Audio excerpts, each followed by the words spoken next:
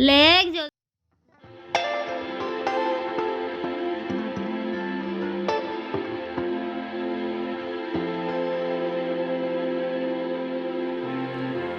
Friends आज हूँ Sunday घर को आसुँच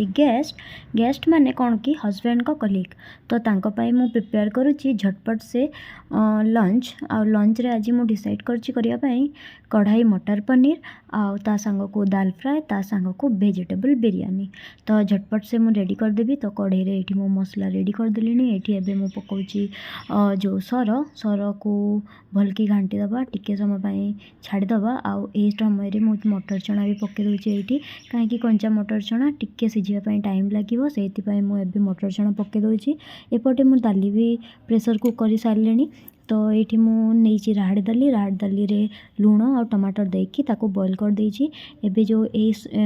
मसला अच्छी ताको टिके समय पाई सिझेबा छाड़दबा कहीं तार जो र बास्ना अच्छी सरर सेटा पड़ेबो तापर ये मु कौन कर कंचा जो पनीर ताको ऐड कर दूची बहुत जन फ्राए करके भी ऐड करती किंतु मु कंचा पनीर ऐड करे पनीर तरकारी रे सो से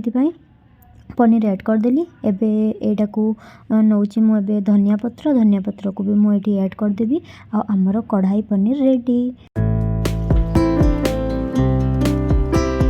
पनीर तो रेडी हो गला एबे आमे कौन करिया कढ़ाई रे मु तेल नहीं जाइछि दाली को फ्राए करिया पई सोरिष तेल नहीं मु आपण रिफाइन तेल भी नहीं पारिबे तापर एठी मु जीरा पकेइली जीरा टिके लाल हो गला परे सेठी आमे कौन करिया हिंगु पकेइबा दाली फ्राए कला बेले निहाती भाबरे हिंगु पकेइबे सेठी दाली रो टेस्ट भी बढ़ी जिवो तो हिंगु पके दबा देखंतु मु पकेइली हिंगु तापर कौन करिया हिंगु को देखिबे जदी ध्यान न देबे हिंगु जळी जिवो तो हिंगु पकेइला कि तुरंत भाबरे एठी आमे जो मु रसुण काटी के नेइछि सेटा को मु पके देबी रसुण लाल हैला परे सेठी मु जो बारीक काटिकी प्याज रखी सेटा को पकेदेवी आउ जाल को एठी भी मु लो मीडियम रे रखी बेसी जोर रे जाल देबे जदी प्याज रसुण एटा सब जली जिबार बहुत चांस थाए सेति लागी लो मीडियम रे रखी आउ दाली बॉईल कला बेल को मु दाली रे लुण पकेकी बॉईल करथिली टमाटो भी पकेइथिली दाली रे तो एठी अल्प मात्र मु लुण पकाउची बेसी लुण दउनी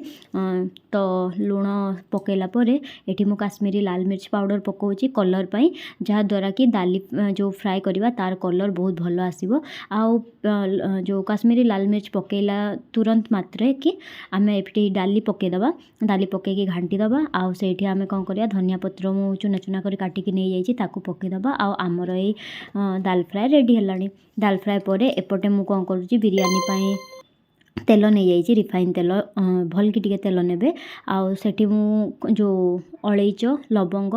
दालचीनी आउ गोलमरिच सेटा पकेदेली सेटा भाजी हला परे प्याज पकेदेली प्याज भाजी हला परे सेठी अदा रसुण कुटिकी नैथिली ताकू पकेकी तापरे सेटा भाजी सारला परे सब पनीपरिया नहीं गली ता सांग को मु एठी जो मिल मेकर ता माने जो न्यूट्रेला ताकू बॉईल करके छोटे छोटे कर काटिथिली ताकू नहीं गली सेठी लुण पकेदेली आ एबे मु पकाउची एटा हला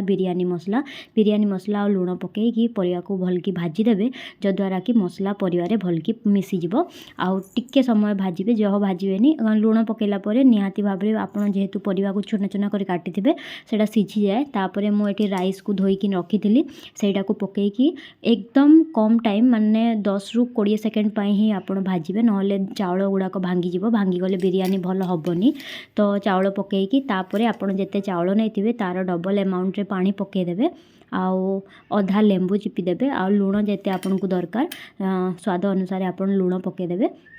ताकू ढापी देबे टिके एयर टाइट कंटेनर रे ढापीबे आउ सेटा 10 मिनिट हार्डली लागिबो आउ बिरयानी रेडी हे जिवो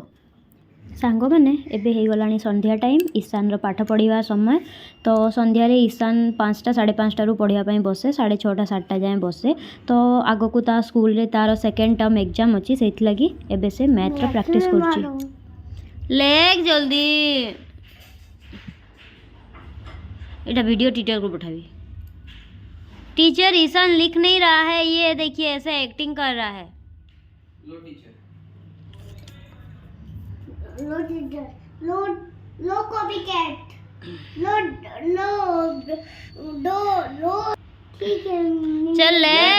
तो आशा करूची आपको आज ब्लॉग टी भल लगी निहाती भाव लाइक शेयर और सब्सक्राइब करेंगे बाय।